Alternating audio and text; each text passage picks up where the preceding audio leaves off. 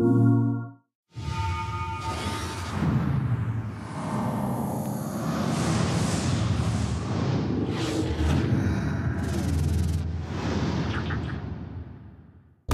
you lovely lot, and welcome to the 36th episode of Access TV.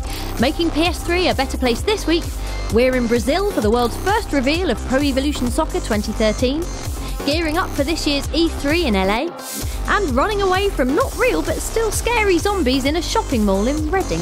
Before all that, however, it's Axes Out, Chimera Down for our PlayStation Vita Game of the Week, Resistance Burning Skies.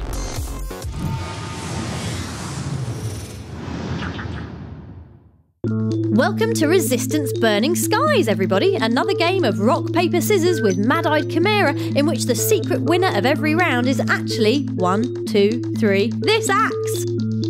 If you're new to the Resistance series, what you've missed so far is Russia accidentally incubating an army of alien supermen who trample all over Europe and then America despite the best efforts of furious ape-man Nathan Hale. A feature of the series being that humanity somehow loses despite you killing enemies as fast as the PS3 can animate them.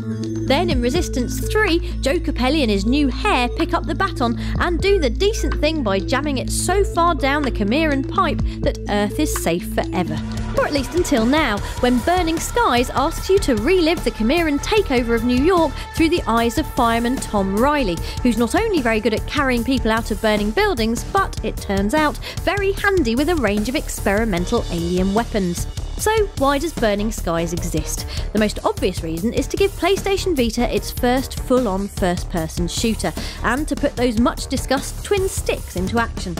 On this front, it's a big score. The shooting and movement never feel anything other than natural, which, when you consider you're popping the heads off mutant monsters in an alternate history apocalypse, isn't bad going. Better yet, we're here because there's still plenty of mileage in Resistance itself. Last year's Resistance 3 was by a stretch the most satisfying story of the bunch, and left us wanting to dig deeper into the world, which is what we get to do here with a bloodstained axe. The axe is just one of the ways the game uses PS Vita's unique controls, with a dedicated touchscreen button for instant thwunking. Touch controls are also very sensibly deployed for bullseye tagging, chucking or firing grenades, and whizzing through your weapons wheel to select the best gun for the job. Which is, of course, what Resistance is all about, carrying a giant toy box of mortal consequences about in your pocket and deploying it in different ways depending on your mood. Burning Skies not only proves that PS Vita can handle top-line shooters, it also proves that we're not done with Resistance by a country mile.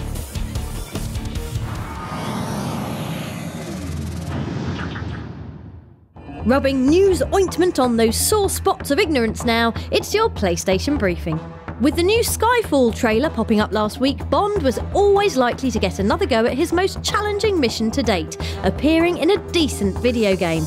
And it looks like MI5's finest might finally have cracked it with 007 Legends, which sees the suave secret agent reliving 6 of his most memorable missions. First up is Moonraker, which comes complete with bar-bending jaws, lots of exploding orange, and crucially, the moon.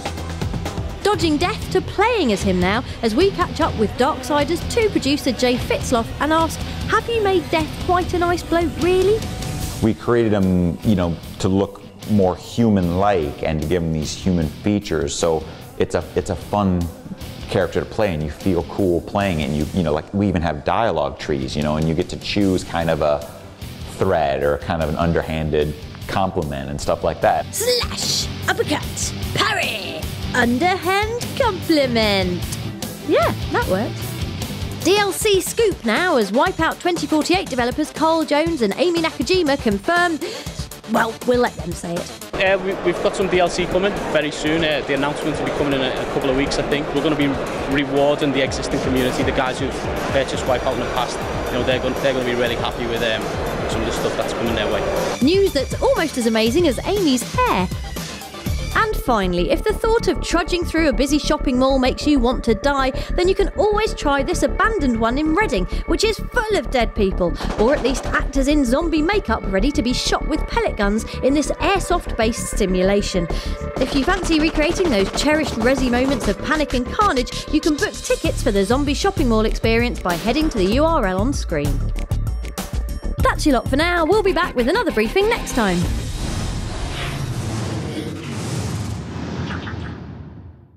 Time for a virtual takeover now. It's the week's best from On The Store. If, like us, you find the whole having to stand on the ground thing incredibly limiting, we recommend the demo of physics-fuddling PlayStation Vita title Gravity Rush, with the full game available on June the 13th. Hitting the right shoulder button disengages that most irritating of natural forces before allowing you to pop it back into existence wherever you like by tilting the console and touching the screen. How'd you like them apples, Newton? Batman Arkham City fans can look forward to another serving of DLC today with the release of Harley Quinn's Revenge, which naturally involves the clown princess wanting some sort of payback, presumably for ruining her makeup in the main game. Interestingly, you'll be playing lots as Tim Drake's Robin, but don't worry, he doesn't look rubbish and comes with a twirly combat stick. From cowls to scowls now, as available to download in full from the store today is Prototype 2. So now you've got no excuse not to enjoy the smiley adventures of serial man, drinker and anger enthusiast James Heller. Prototype 2 is a glorious open world, ripe for brainless bloodletting, so turn off your grey matter, turn on your extendable tendril limbs and make some helicopters dead. Finally, on the video store right now is Sherlock Holmes: A Game of Shadows, the daft, rompy detective sequel that's more about punching than puzzling. It does wheel out the big villain guns. Professor James Moriarty. And Jude Law is suitably dour, though we still secretly prefer the BBC version, which remains brilliant. No pressure. Oh, all right, this is worth a look too. That's it for now. We'll have more from the PlayStation Store next time.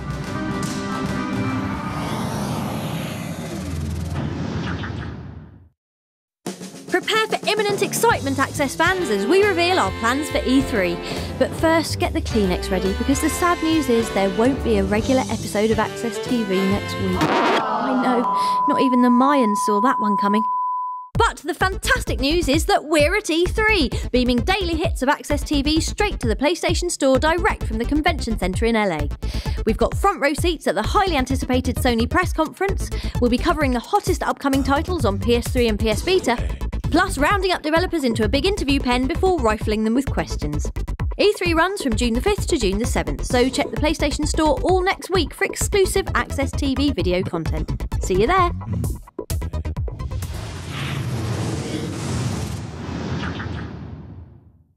We love football more than oxygen here at Access, and so when Konami asked us to hop on a plane to Sao Paulo for a world first look at Pro Evolution Soccer 2013, we were out of England faster than Rio Ferdinand.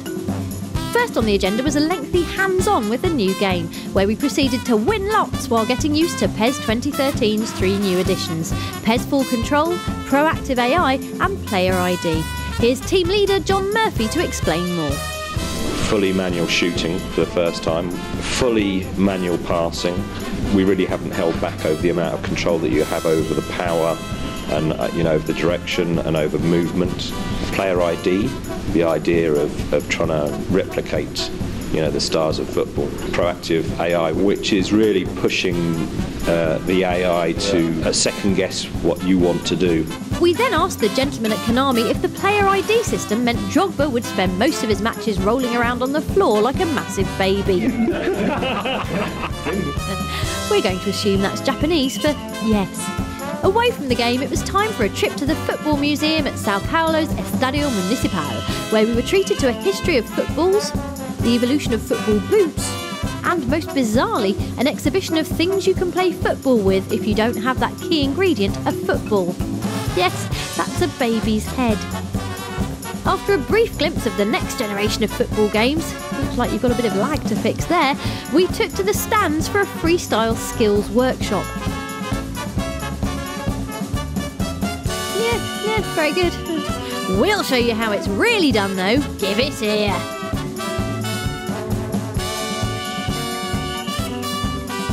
Have it! Thanks to all at Konami for an awesome time in Brazil.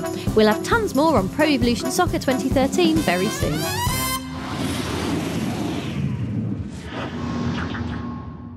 Before we head off into the sunset, remember when we met those big execs from even bigger comic giant DC last week? Here's what happened when we tried pitching them some superheroes of our own. So, guys, what do you think about Window Man, who's able to turn invisible but will shatter if kicked with a football? I can see through that right away. The hidden ingredient. A cat burglar capable of disguising herself as any food container in the kitchen. That's not bad. There's a lot of foodies out there. You might try to capitalize on that whole excitement that's happening. No, that's feasible. I would totally read that. Mismatch. A young female gymnast with no abilities except that one of her hands is very slightly bigger than the other. That would be wonderful in its own weird way. I would love to just read a comic about someone that's just sort of like, meh, and that's it. The Undestructible. A man who's developed an imperviousness to pain, but only when he's not being attacked. Oh, that sounds like a real pitch, man. That one I might, not green light, but like yellow light, and be like, give it a shot, we'll see how it goes. The Nuclear Family. A family of 4 with super strength is fueled by the enriched uranium soup Mom makes. We actually have a nuclear family in the DC Comics line. Yeah, the nuclear family actually first appeared in Batman and the Insiders back in the 80s. So I'm sorry to say that that actually is a character we have. We're already working on that one. Sorry. Yeah. Don't quit your day job. That's my advice. You know, anything could be a good comic. I really feel that if you're passionate about the idea. Thanks, guys.